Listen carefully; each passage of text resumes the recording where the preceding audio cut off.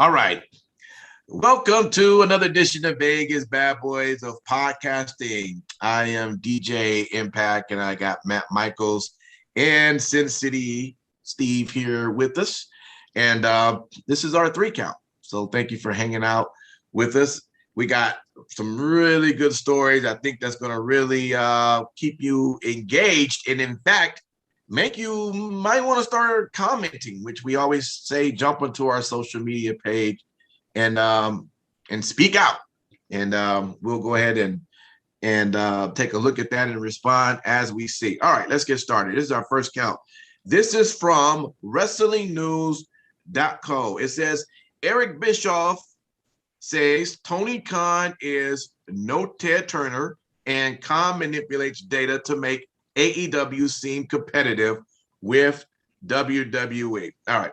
So let's just read a few of this so you can get some of the context here. And this was on the latest 83 Weeks podcast that Eric Bischoff has. And he responded back to the Tony Khan's recent comment about him. All right. Let me preface this all. First of all, I like Tony a lot. I don't know Tony very well. We crossed paths on several occasions. We've done interviews together. I've been on this show a couple of times, and all of them were really enjoyable experience, and I'm grateful for it. It was fun to go back and see people I worked with for 15, 20, 25 years, and a lot of production team that is a part of AEW worked for me at WCW. So it was a pleasant experience and more than pleasant. But at first, I want to address the head-to-head narrative. I've been supportive of AEW. Several weeks ago, when AEW made their appearance at Arthur Ashe in New York, I was nothing but complimentary and exciting. And that's a very bold, aggressive, risky move, establishing yourself in the market that way. They did, and doing so successfully. In fact, I'll even paraphrase myself here because I don't have the tweet in front of me, but I said something like, I have a huge dose of healthy envy, not jealousy, but heavy for Tony and everybody associated with AEW, because I know the feeling of making a big move like that and having to pay it off. And then the energy they receive from the crowd, they earn. And I know what it feels like. I've envied everybody involved in a healthy way. And I'm like, wow, we're actually doing it. And I'm fully supportive of AEW. And I only reiterate that and feel the need because my social media, you should see mine. That clip that was played, that was part of our podcast last week, I never had anything on my social media explode the way it did. I have well over 1 million impressions. We've got over 214,000 people that watched that video. By the way, you should see our demos. If you looked at the demos on our percentage basis, these podcasts has a much higher demo success than AEW or WWE. Should I go around bragging that our podcast is more popular podcast than AEW or WWE? Is a television show? Absolutely not. That would be stupid. But the core of this debate, and it is a debate because, again, I'm fully supportive of Tony and AEW and everybody there. The core of this, though, is not that Tony spoke out, not that Tony's proud of his company, not that Tony even speak or ratherly aggressively about his product. He should do that. I would be disappointed if he didn't do that. But it's not manipulation of data to create the impression that there is head-to-head competition. This is all started way before I never commented on this stuff because I don't have a dog in the hunt, and it's fun to watch. To suggest, as it has been going on for quite some time, that based on the percentage of a demo compared to a show that's on a completely different night against completely different competition, that somehow that correlates to AEW being more popular or a better product, I have an issue with that. Not an issue with believing, as Tony obviously does, and the talent obviously does, as well they should, that they're a better product. Subjectively, I would agree in many cases and have many times on social media. I've been equally, as I'm going to use the critical, but I don't mean to be critical. It's more of a constructive criticism. So he says, I've spoken out consistently with WWE product and what I feel is wrong with it, from lack of storylines, lack of structured storylines, and have an arc built with create anticipation. To me, that's the huge problem with WWE, and I've been more than free with my comment in that regard, both before I went to work with AEW this last time from the cup of coffee I had in Stanford and afterwards. Again, I'm reacting to some of the social media stuff that I've seen, and again, I'm reacting to some of the social media stuff that I've seen. To suggest that I'm kissing WWE's ass is stupid. That's childish And it's stupid because it's not true. And anybody that pays attention to anything I've said knows that. I've called it supportively constructive of all things I see and don't see in AEW, but not in my opinion in a negative way, but in an observational context. But the sum up here says, but the idea of that number one, AEW, and more often than that, it's that Dave Meltzer and the Brian Alvarez of those of that ilk. Oh, I love how you said that. Let me continue the quote though. That are trying to twist and turn the data and interpret data in a way to try to create his impression that are actually in competition. That's where I throw the flag personally. But the first time I'm going to explain exactly why, unlike previous comments that were very similar, and I've heard on social media and from Tony and from people in AEW on social media, this is the first time that I reacted the way I did.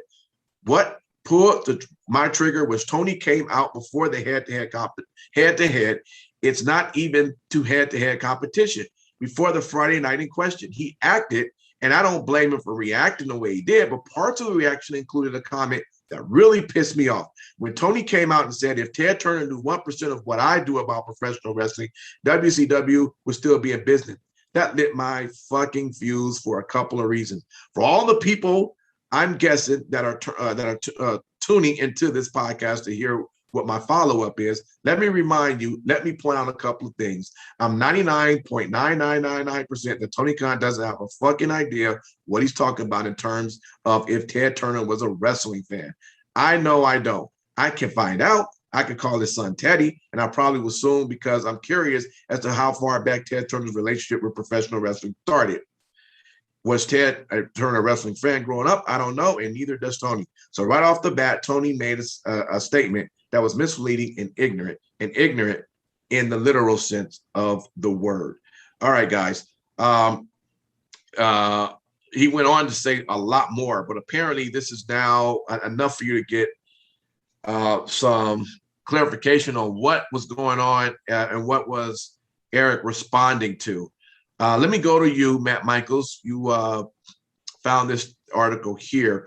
What was your take when you hear what Eric Bischoff is saying about Tony Khan and his manipulation of data? And I got to tell you, a lot of times, even this past, what was it? I think it was, I don't know if it's Dynamite or Rampage, but one of them, I heard them once again, and it was more of Jericho. So is he on both shows or just one? As commentary. Oh yeah, there's commentator would be Rampage. Yeah, okay, so it would have to be that show where he was definitely ramping on the idea of just having more ratings than others and doing better. What's your take when you got a chance to read this, and then what you've been seeing also out there in the media? Well, the first thing I gotta go back. Last week we touched on this on 3 Count. Yeah. And I thought that it was a great follow-up to what we talked about because of the fact that Bischoff was essentially doing what I had brought forward, and that is the fact that where Tony Khan fucked up is, and Bischoff said this in his on 83 Weeks, that the T in TBS and TNT stands for Turner. So he created a 2 huge networks, right? Right. So even with Eric saying that he doesn't know what Ted's background in wrestling was, the first thing that stands out is that Ted Turner on his Superstation had Andy Griffith, the Braves baseball, and NWA wrestling, right? Yeah. So therefore, that's what the basis of TBS was. And you would have to imagine from, if you go back and you look at some of the interviews Ted did over the years, he always had a sweet spot for wrestling. So we can assume that it probably does go back to some point in his childhood. which then says that he's a fan of wrestling, which is perfectly fine. But again, the biggest thing that Eric goes on to say in this is the fact that Guy Evans' book about WCW is a thorough book in which he talked to guys who Eric Bischoff never even met, who were way up in Turner Broadcasting. And the fact of the matter is that even though Ted loved wrestling and wanted it on his network, and when he did essentially buy and make WCW, it was to keep wrestling on his network. And the only reason that WCW went off the air and went out of business essentially is because Ted Turner sold it to AOL Time Warner. So therefore, Tony's in a totally different situation. And I did say this last week. If Tony's in charge of booking, that's great. Ted Turner never booked a fucking match in his life. So to compare yourself to Ted Turner and say that he didn't have 100% of it, it just made no sense. Right. And I think Eric kind of got into, it pissed him off because, and this is really interesting, in some ways, by saying that, he just cut out Eric Bischoff totally. And basically said, oh yeah, if it wasn't for Turner and blah, blah, blah. So yeah, blah, blah. No, Eric Bischoff is the one who made WCW a viable product.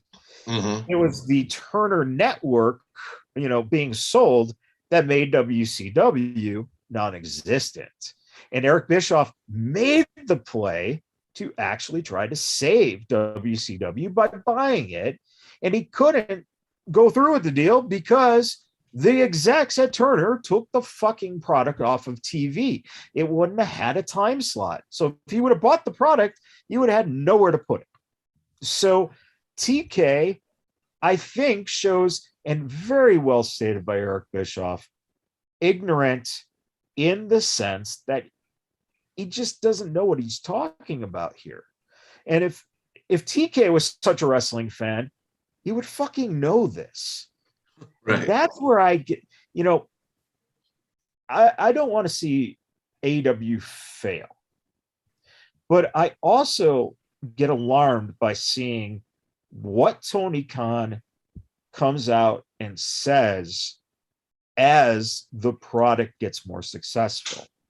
And if you want to compare yourself to anyone, you've got to compare yourself to Eric Bischoff, because Eric damn well knows that as soon as he started putting himself on TV, they lost the fucking focus of the company.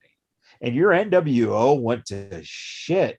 Your fucking gold goose just fucking started crapping, regular shit. And he burned himself out. He lost control of the company. They replaced him with Vince fucking Russo. So, if you want to look at how things unraveled, it was the bad management by executives, the sale of the company, and Eric Bischoff's own ego. And that's what happened at WCW. Tony Khan owns the company, is apparently calling himself a booking god, and could eventually, if he keeps putting himself on television and, saying shit like this, where it's directly trying to spin your company as something directly, attacking. Spin it for your success. Be proud of your success. But if you're trying to start sinking the other company, Eric Bischoff was in WCW and TNA, and both times Eric Bischoff tried to put Vince McMahon out of business. Both times he failed. So don't go after Vince McMahon. Don't go after WWE. Make your product the best product you can make it. Make your ratings successful and enjoy that success. And you can be proud of it. You can have an ego about it, but don't make it egotistical. Make it confidence and show that to your employees. Yeah. Because at some point you can lose your employees like Bischoff did. And then the fucking, he's also in a position where he has EVPs who are wrestlers, the people who are actually, in their company. And, say what you want. The fact that the Young Bucks have had these fucking titles on them should not be the case at this point. And Kenny Omega, he was good at one point in his career to where he executed stuff, but he's older, he's hurt. It just is, you allow egos then to do things. And we saw this in Kevin Nash, we saw this in Hulk Hogan, we saw this in all these guys who Bischoff hung around with because Bischoff became boys with these guys. Tony doing the same thing. And that's a recipe for failure. That's my piece. Sin City. I mean, I hope you wrote down all of the things that was said, because you will have to tackle a lot. Now, first, I mean, that was just the Ted Turner issue. We didn't even jump on the data manipulation. Oh, don't worry. I plan on doing that myself. So let me give it over to you, Sin City. What's your take when you read it? Okay, so first thing, Michaels, I do have to agree with you on your point that the Bucks should not have held the championships as long as they had. However, they are not currently the AEW Tag Team Champions. So I just have to get that out there just for clarification, because I know there's somebody that's going to be like, oh, they're not the champions anymore. But in any event, yes, I agree. They definitely should have dropped them a long time ago. Okay, so here we go. So obviously you read Eric Bischoff's most of Eric Bischoff's tirade that he went on. I do want to read a comment that was in direct reply to that by Chris Jericho. And I guess Eric Bischoff had labeled AEW as a cosplay competition as well. So Chris Jericho just says, not sure what a cosplay competition is, Eric, but WWE market share has definitely been decreased by AEW to the point where they forced themselves into, quote, real head-to-head competition with us. Most recently, last Friday, they lost. I'm going to shut the fuck up now and keep wrestling. So there's a reply from Chris Jericho about this now. Can we also caveat that, though?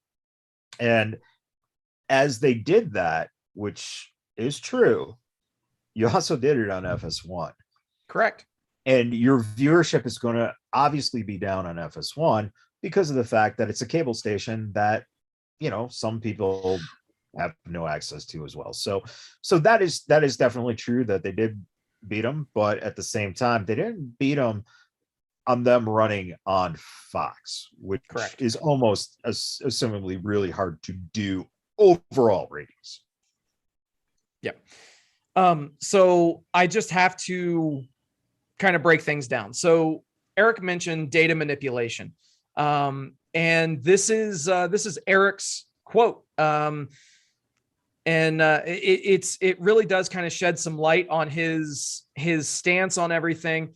And that simply is, all I'm suggesting is, rather than claiming you're competing against, and somehow you're competing favorably because you're comparing a percentage of your demos on your Wednesday night show to a percentage of the demos on Monday Night Raw. Notice they don't talk about SmackDown too much, but on Monday Night Raw, when they go against Monday Night Football, which probably has the highest concentration of male 18 to 49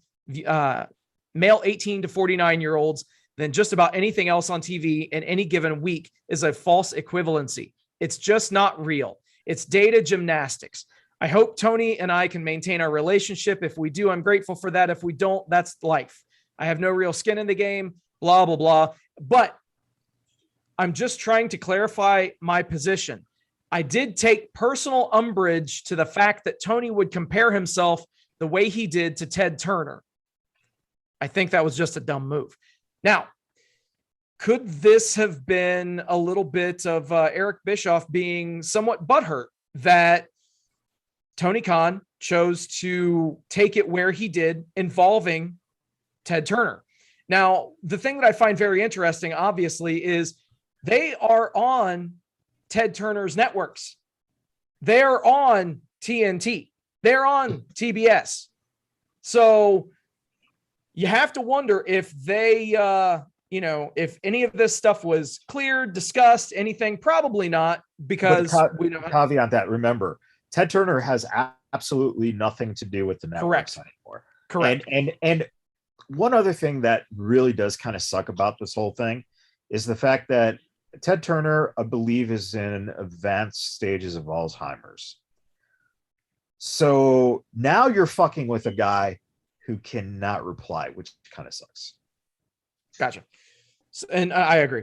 So let's take on this data manipulation topic that Eric Bischoff chose to throw out. So obviously we've discussed Raw. Like, when I say Raw, I'm not saying Monday Night Raw. When we're discussing Raw ratings numbers, that is in most cases what is not being leveraged as the key demographic or the most important thing to advertisers anymore. According to the most scientific source on the internet, obviously I'm talking about Wikipedia. The key demographic or target demographic is a term in commercial broadcasting that refers to the most desirable demographic group get to a given advertiser. Key demographics vary by outlet, time of day, and programming type, but they are generally composed of individuals who are younger and more affluent than the general public. Young adult viewers have been TV's target demographic for decades because they're thought to have less brand loyalty and more disposable income. Okay, so we are talking about the 18 to 49-year-old demographic. Okay. This quote comes to us from E! Entertainment Television president Mindy Herman when discussing the key demographic and the 18 to 49. People go after that demographic for a reason, because it's the most valuable demographic for advertisers. If you're drawing an audience that's 55 years old or older, then advertisers don't buy, regardless of the raw numbers, Herman said. The challenge is that while there are a lot more people 60 and over that are bound to watch television, you can't aggressively go after that audience. If you mistakenly focus too much on the back end of the demo, you can age your audience right out of the economic model that the ad-supported side of the business wants. But at the same time, trying to reach a younger demo like teens or tweens is not nearly as economically viable as targeting the 18 to 49 audience. Even if you're reaching adults 25 to 54, it's a tough sell because it's an easier audience to get. The advertiser wants someone that's creating a brand loyal customer so that they can buy your brand of Kleenex for the next 50 years. So I don't view AEW saying that they are defeating WWE in the 18 to 49 key demographic as manipulating numbers or anything of that nature. I don't view it as data gymnastics. Ultimately, we are seeing AEW attempting to build a brand that in a core group of followers and supporters and fans. Notice I didn't say universe. They're attempting to build that framework so that they can follow their promotion for years to come. The thing that has always stood out to me with WWE is how they're seemingly targeting the 35 and up demo from their demographic. Now, they have made some changes. The first thing that comes immediately to mind is NXT 2.0, where they're attempting to go after a younger demographic specifically with that product, which I think is a very, very smart move on their part. However, AEW has their business model, and thus far, if we compare how things have gone for AEW over the last 2 years that they've been in business, they've been on a pretty steady incline and going up, whereas the ratings and the demographic numbers for WWE, quite frankly, have been going the other way and going down. So the proof is in the pudding, as an old saying goes. We'll see how things go from here. But I definitely think that this is not data manipulation, and AEW is doing the right thing by targeting 18 to 49. All right, man. Look at that. And I don't think necessarily that he says it wasn't like the wrong thing in doing, because Eric Bischoff did the same fucking thing. Let's face it. If you're smart, you have to target that audience.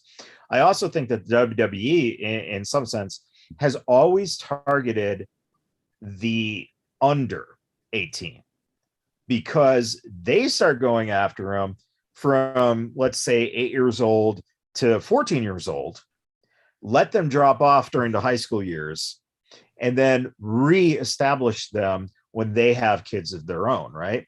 The only time that was really different was when they were competing with head on with WCW.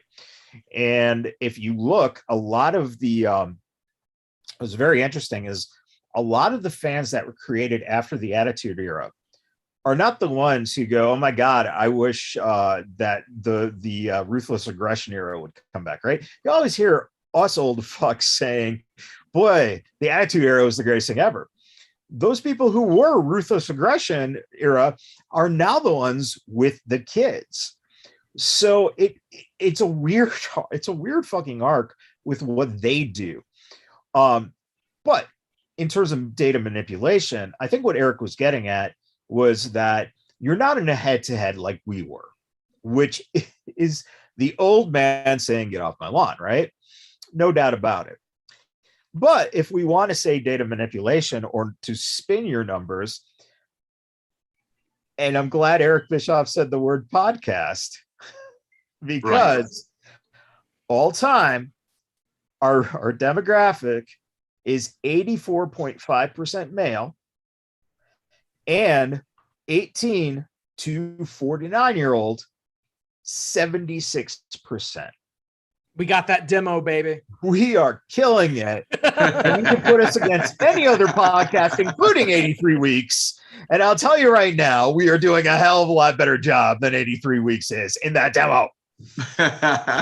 So Bischoff, I expect you to spin against us next week. Go on the show and talk about how we're spinning the numbers to say we're better than you on 83. Please, we could use the bump. No shit.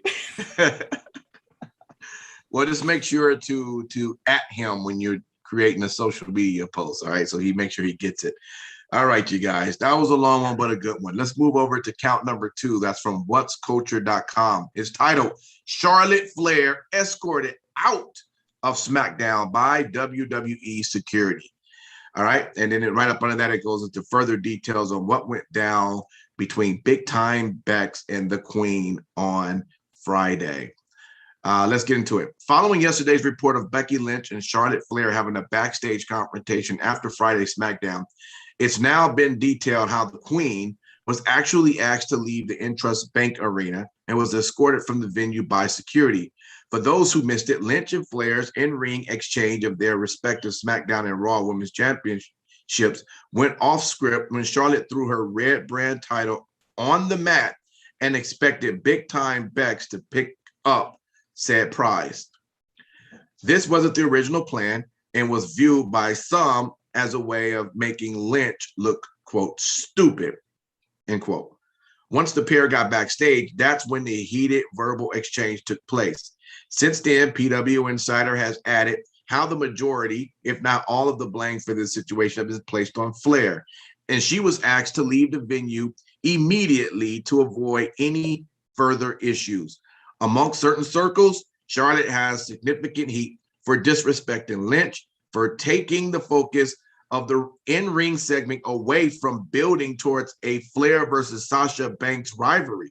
As for Becky, these same people viewed her actions as simply standing up for herself and protecting her character after being pushed to, quote, a boiling point, end quote, by Charlotte. And many have been quick to speculate that all of this could lead to Flair looking to join fiancés Andrade, let me try that, El Idolo, whatever, in AEW in the near future. It's Idolo.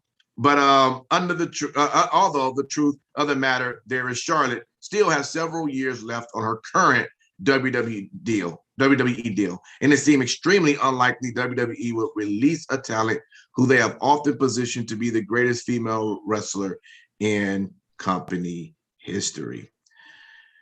Well, Sin City Steve, I did watch SmackDown, and I tell you, it did look a little awkward because first thing, like there should never be a belt that's on the floor. And many, I know it's on the ring, but it shouldn't be where your feet is. Let's put it that way. And when I saw that, I was like, huh. Is that written? You know, but I'm like, oh, okay, well, let's see. Maybe this is the ultimate heel thing that I'm not, exposed to. But yes, we did hear about what took place after all this went down. So tell me, what was your thoughts on this when you read it? Well, I think that you hit the nail on the head. Watching this segment, it definitely felt somewhat organic, and you could really tell that Becky was thrown off because the look on her face as soon as Charlotte threw the belt on, or excuse me, the championship title on the mat. You could tell that something weird just happened. And you know, if all reports are correct, if there's this huge amount of heat on Charlotte right now, I mean, it's going to be, WWE is definitely between a rock and a hard place, because for so long they have positioned Charlotte as being the greatest women's wrestler in their company's history. And it's one of those things where unfortunately they may now be backed into a corner. If you're going to have Charlotte lose the championship next week on SmackDown, then as some sort of a punishment, then okay, well, people can see right through that and see that, there are bigger things at play. It's going to be very telling what happens in the next upcoming weeks and months. If things just happen, if things stay the course and nothing ever is brought to light, if there's no other conversations about this thing, if Charlotte holds on to that title for 4 more months, then we know that it was all just bullshit and there wasn't really anything there. But if we happen to see Charlotte lose that title next week or in 2 weeks on SmackDown, it'll be very telling. Now, another thing to keep in mind is that WWE is also serving another master in Fox. Fox was opining to get Charlotte Flair on their network. They wanted Charlotte on SmackDown, and they obviously they oblige and make the trade, and then this happens. So if you are Vince McMahon, obviously I don't think that he really, in the real grand scheme of things, gives a damn what Fox has to say. But if you were any other rational human being, you would have to factor in, okay, these guys are the key to us re-signing a TV deal here in just a couple of years. Right. Are we to give them what they want, which would be Charlotte Flair as a women's champion, or do we make contingency plans now? I think it's going to be very telling what happens from here. Yeah, absolutely. This is crazy. Matt Michaels, I'm gonna go over to you next. I received a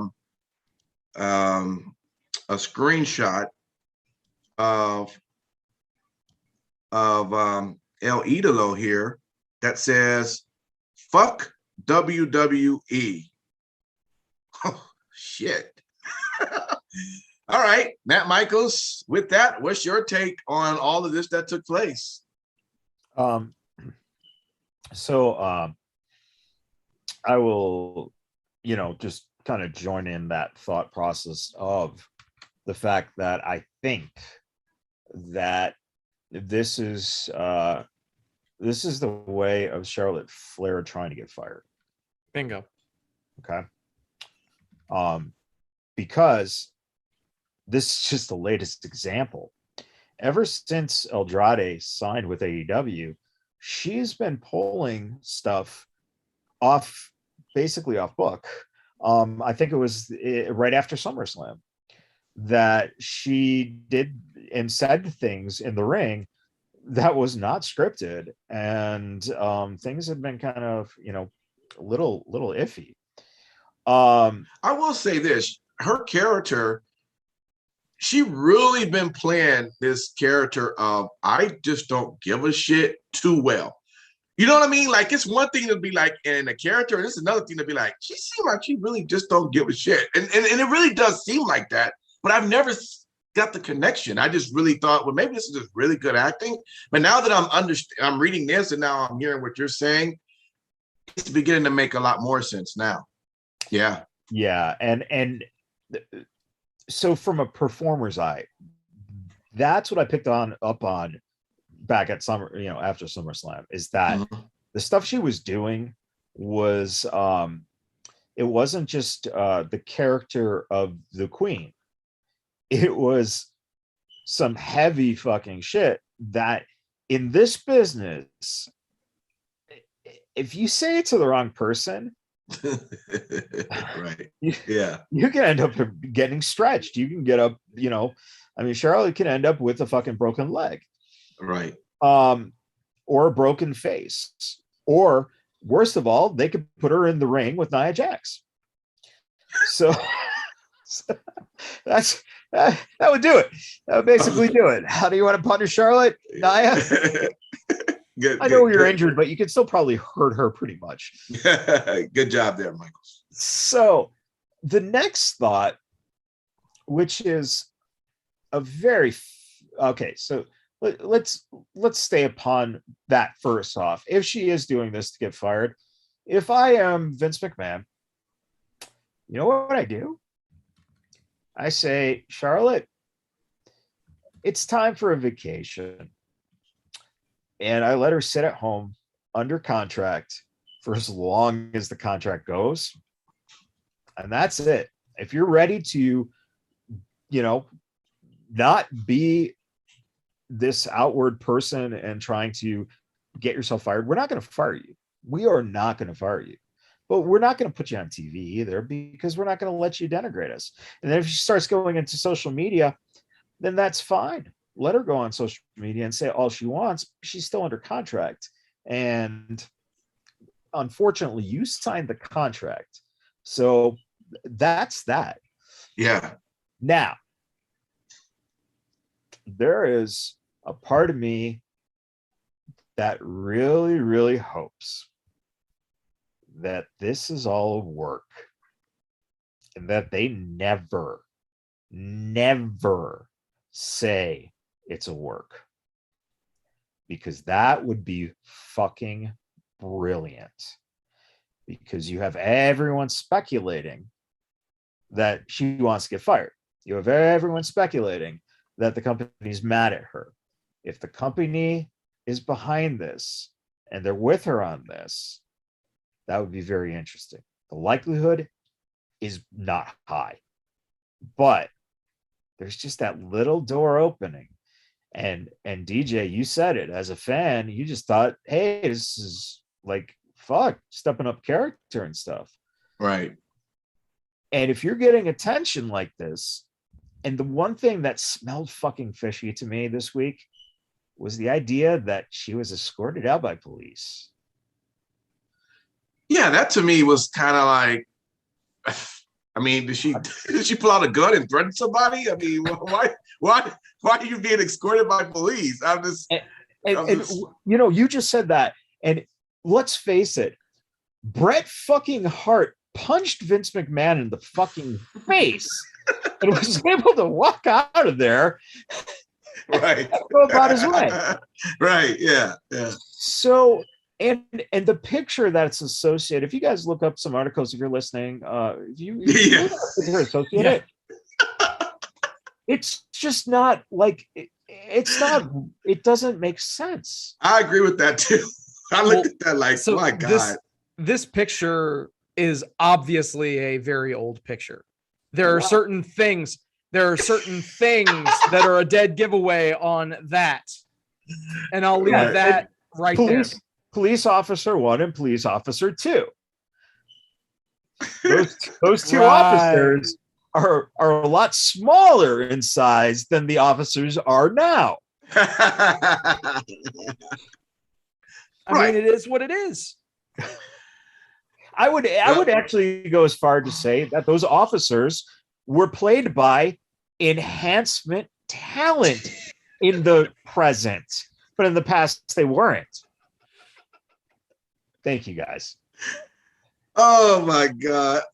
Can I go to count 3, please? Let's go to count 3. All right. Let's jump over here, man, to bleacherreport.com, where it shows WWE's Bianca Belair #1 in the PWI Women's 150 rankings. And so how it ranked in the top 5 was #1, of course, Bianca. #2, let me try this, Utami Hayashishita, Stardom. Sin City close, huh? This is right here is for Matt freaking Michaels. #3, Deanna Purrazzo. We'll talk about it. #4, Britt Baker. And another AEW, #5, Thunder Rosa. All right, so there's a huge list, but we have our 5 here. Is there anybody want to debate the idea that Bianca should not be in the top spot? Okay, I didn't think so. Just wanted to make sure. Now, Sin City, hopefully you know a little bit more about Utami Hayashishita, and because I'm not familiar, but apparently to rank #2 means she's pretty much up there with everybody. So what do you think, man? What's your take on her? So the thing is, she is to kind of bring it up to speed a little bit. If you're not familiar with Stardom is a sister promotion to New Japan Pro Wrestling. So they are owned by the same company, and occasionally you'll see crossover. It didn't used to be that way, where you would see Stardom athletes on New Japan shows and vice versa. But we're starting to see that a little bit more. And in fact, the most notable thing that has happened recently was January 5th of 2021, Wrestle Kingdom 15. Hayashishita made her first New Japan appearance in a 6-woman dark match tag match. So yeah, they did work the dark match, but the 6-woman match went pretty well and was pretty well received by the New Japan fans. And realistically, she's still very, very, very young in this business. She debuted in 2018. Okay. So, yeah. Yeah. She also won the newcomer award from Tokyo Sports, which is a very prestigious news organization over there. But the things that she's accomplished in Stardom are absolutely crazy. Now, mind you, she's been there for less than 4 years, and she's already won the Artist of Stardom Championship, the Future of Stardom Championship, the Goddess of Stardom Championship. Just work with me here. She won that twice. And then also she won the Goddesses of Stardom Tag League. And lastly, and currently, is the World of Stardom champion. So she has done, I don't want to say everything that there is to do in Stardom, but she's had one hell of a trajectory since her debut in 2018. And this is pretty awesome. She had the best match in Stardom in the year of 2020 against Mayu Iwatani, who those of you Ring of Honor fans may be familiar with Mayu's work.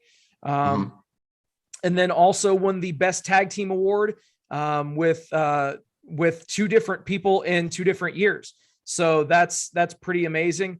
Very, very skilled in the ring. I don't know if I would put her in at number 2, though. I would still have her probably in the top 5. Okay. But I don't know about number 2. Okay. Well, thanks for that. I appreciate that. I'm gonna have to see what comes up under YouTube when I put her name in and see if I can check out some of her work. Number 3. Everybody played second fiddle or second chair to Bianca Belair, though, this past year. I mean, this year was all about Bianca Belair, and it's amazing to see a true homegrown talent for WWE prosper like what she has. Yeah, absolutely. All right, Matt Michaels, what do you see wrong with this list, if anything? Okay, so the first thing I do see wrong with this list is very simple. Okay. The gun has been fucking jumped, because the complete 150 list does not come out until November 9th. So there is nothing. Okay. And then all this buzz has been for the top 5. There's a top 10 right now that have been revealed. Oh, okay. Well, you can tell me what's that. Yeah. The after Thunder Rosa, Sasha Banks, Siri. No, don't answer me, Siri. I'm talking about the wrestler who's with Stardom, is 6. Okay. Io Shirai, 7. Okay. Tam Nakano is with Stardom. She's number 8. Jesus. Okay. Or she's number 9. 6, 7, 8, 9. And then Raquel Gonzalez, number 10. So my first problem is, like you said, number 2. I'm not a Japanese wrestling person. And you put 3 of your top 10 from Stardom. Right. The word Stardom, I literally heard for the first time here today. Steve, your explanation was great because I'd never heard of it. I've heard of Shimmer. I've heard of Glow. I've heard of all the major companies here and all the independents here. So therefore, for me, I look at this as a very 5-star Tokyo Dome type list, right? On top of that, Io Shirai is another Japanese wrestler. So 4 of the top 10 are actually Japanese grown wrestlers. The next thing I look at and I go, the date here, it runs from October 1st, 2020 through September 30th, 2021. Okay. So it does cover a nice full year period. Mm-hmm. One of the things we got to remember, Bayley got injured, but she was in the running to potentially be one of the top 3. Okay. Yeah. So she did get injured. Becky Lynch went off and had a baby. So she doesn't come back until SummerSlam. So there's another person who should be up there on the list, but of course was out for most of the year. We just talked about Mrs. I got my ass kicked out of SmackDown. Right. She's nowhere to be found in the top 10, which is a fucking major crime, because Charlotte is one of, to me, the best female wrestler of all time right now. And then, you do have of the 4 horsewomen, Sasha Banks. Sasha Banks is behind Britt Baker. That to me is an issue only for this fact. As a talker, Britt Baker, that is the reason she got over. As a wrestler, first of all, she missed a lot of time last year because she got injured. Yeah. Then she came back, and then she kind of got injured a little bit and tends to get injured, fairly frequently. Right. She is still very green in comparison to some of these wrestlers. So I would kind of move her down a little bit. Thunder Rosa is an interesting situation because she has the talent. She's finally getting the exposure. I don't know if I would put her in the top 5 as much as probably the top 10, But next year, you're looking at a contender for top 3, potentially, depending on what they do with her, right? And mainly because TBS champ. Yeah, exactly. So, she hasn't, as much as the NWA title, is all right, it just isn't the same exposure. So that's where I kind of differ with Thunder. I think that she will be there. Again, I don't know who Siri is and Nakano is, unless we're talking Bull Nakano. So there we go. Huh? Well, the history buff comes out of nowhere. There you go. Bull Nakano reference. Right. Oh, yeah, baby. And I think Raquel Gonzalez has had arguably one of the best years in wrestling. She should have been top 5. She should have been top 5. Yeah. Okay. Now I know where you want, but we're all in agreement. Bianca Belair, number 1. Now I know where you want to go, Mr. DJ Impact. I don't want you to go there, but you're just going to do it anyway. So go ahead and do it. So, who has Deonna Purrazzo defended the title against? Can you name an actual legitimate feud or 2 or 3 of this past year? This is an audio show, so you do have to say something or else they'll think we got cut off there, buddy. Because everybody that is named is not going to, in terms, be a legitimate that's the talent. Problem. That's the problem. But why is it? But yeah, but she got a nice one. But why do we have to look at it as if the person they're fighting is legitimate in terms of it? What are they doing actually in the ring in terms of their wrestling performance? That's what I'm looking at, not who they've beaten. Okay, so the PWI Women's 150 was assembled with the input from experts in the field. Several factors were used as a ranking criteria, including wins and losses, quality of competition, and cultural impact. Yikes, DJ.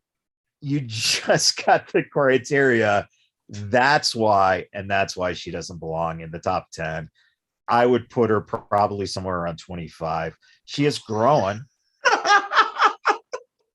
She has grown. Wow. She's grown. No. And again, she has grown. But at the same time, you couldn't come up with legitimate competition. The wins and losses is kind of a bullshit joke anyway across the boards, because for God's sakes, it's a fucking predetermined thing. So you can keep the belt on someone for fucking ever, right?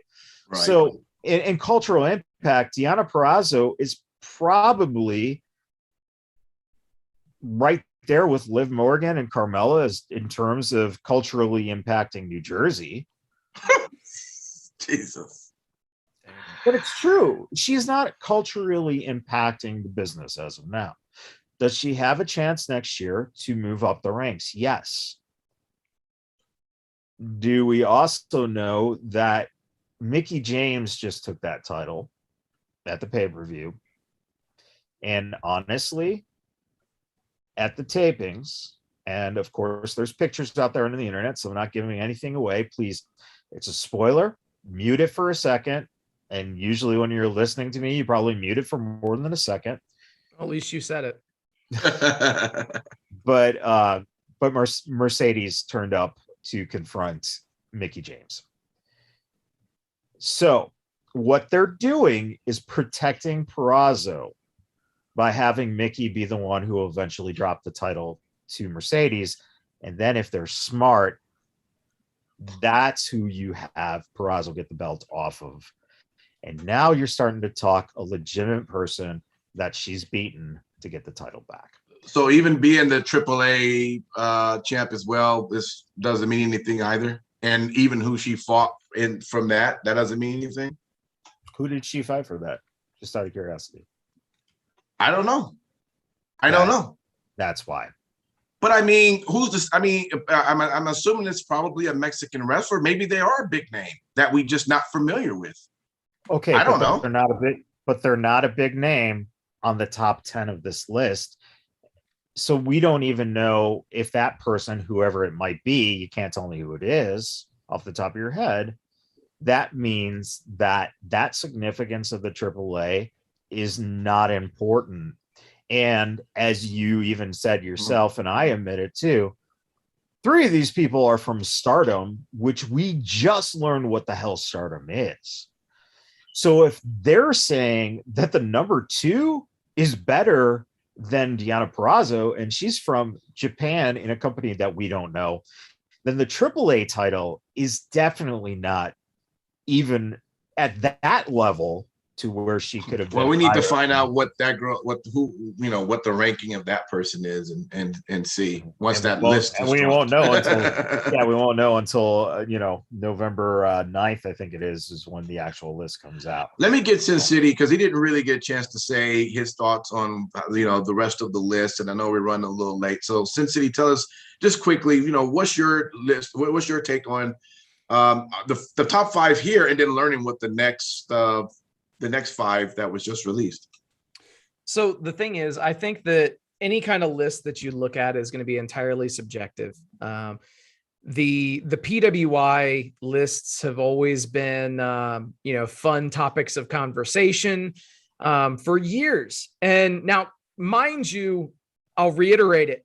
This was the PWI, the Pro Wrestling Illustrated Women's 150, which is definitely, it still has clout. I'm not saying that it doesn't.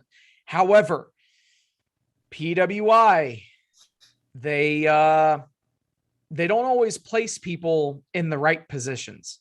I was very surprised to hear that there were 2 more members from the Stardom roster in the top 10. Yeah.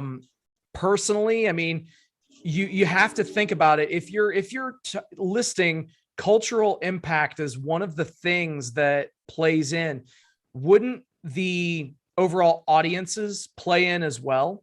I don't know. I don't have the numbers for, the subscribers to Stardom World or anything of that nature, what their viewer base is here in the States, anything along, that nature. But you've got to figure that while, yes, it's okay for them to have a couple of names, maybe 2 in the top 10, to have more names in the top 10 than Impact Wrestling is something that is very, very telling for me. I don't want to say that it delegitimizes this list by any means, but I had to do a double take. And even when Michaels was reading the remaining members of that top 10 list, I'm just thinking, what the hell? When are we going to have anybody from Impact in this top 10? I don't know. Something's just not right. Well, there was one, and you even kind of made it evident that Deonna Purrazzo is not number 3 by saying, when are we going to have one person on Impact in the top 10? Sorry. So let's just mention hold on, let me go back here. Yeah, I'm a fucking idiot, aren't I? Yeah, that's awesome. Let's just mention it's not often that I fuck up. So, but it was just so perfect how that just proves the point. Let's just mention a couple of illegitimate performers here who, of course, Jordan Grace. I mean, she's horrible. Why would she hold her championship against her? She's a horrible wrestler. Taya Valkyrie, who Purrazzo's beat. Okay, Taya is just horrible. I mean, why would she be in that? Whatever. I mean, we could go now. This, I'm sure you would have a problem. Rosemary. I know. I guess that would be definitely not on that list. And then there's a few others. I think the one person, another one here that was named was, hold on, that was okay, but we not gonna necessarily name her. Because no, the reason why it was Jazz, and that, come on, we know the situation, so that's not fair. But I mean, that's the thing. The thing is yeah. But I mean, I just named others that was there. So I don't know. But again, you couldn't think of any names off the top of your head. So that, in a sense, shows. Well, don't quote that, because I can barely remember names off of even WWE ones. I mean, it's. But I'm just saying, there's so much there. Oh. But think about it though. With the WWE and even with AEW, you can come up with names of people that, if they didn't face, they probably have faced within the last 2 years even. So Britt Baker is on there because she wrestled against Thunder Rosa, right? And they're 4-5.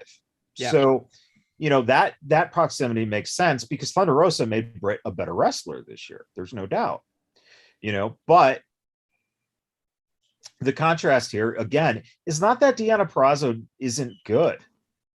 She is making her way up. She's just not at that level yet. Okay. That's all. Well, that's to you.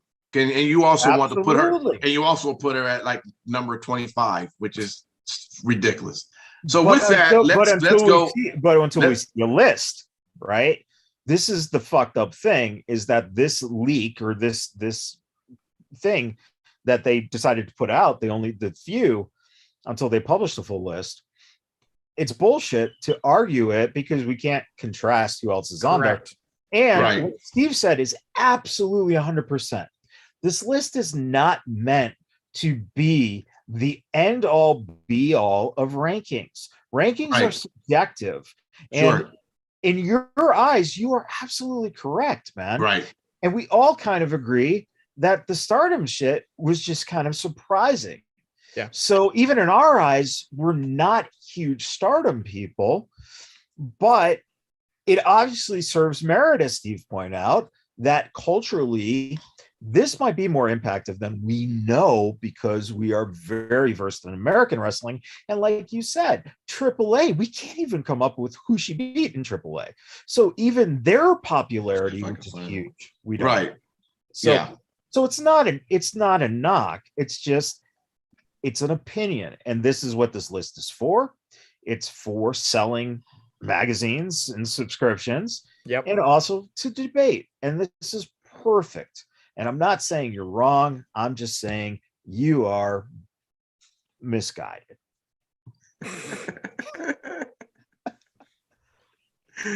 but I love you, man. Let's oh,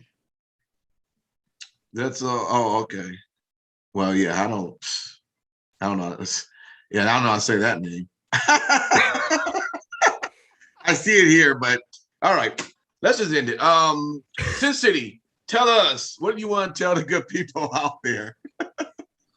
Oh man, thank you guys for hanging out with us tonight. The chat was jumping as always. You guys always bring it. So thank you so much for liking, sharing, subscribing, doing all the stuff that you guys do. It's definitely appreciated.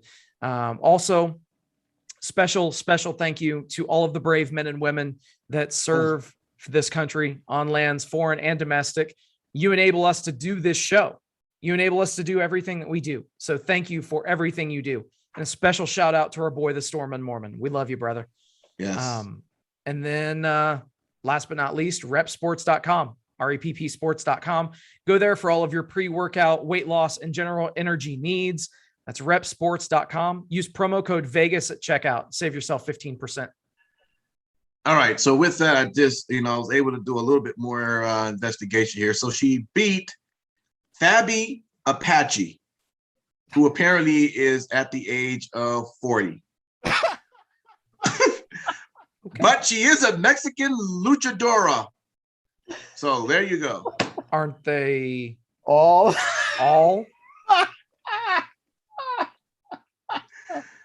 Listen, it doesn't matter. She was their champion. So she was a champion, okay? Which means doesn't matter her age. That means she took down all the 30-year-olds, the 20-year-olds, okay? Just like Just She beat the 40-year-old Mexican luchador, but she couldn't beat the 45-year-old Mickey James. oh Jesus. You know what? You don't have any final thoughts. We're ending the show. Thank you for hanging out with us, guys. We will see you next time. Oh my God. Let's get out of here.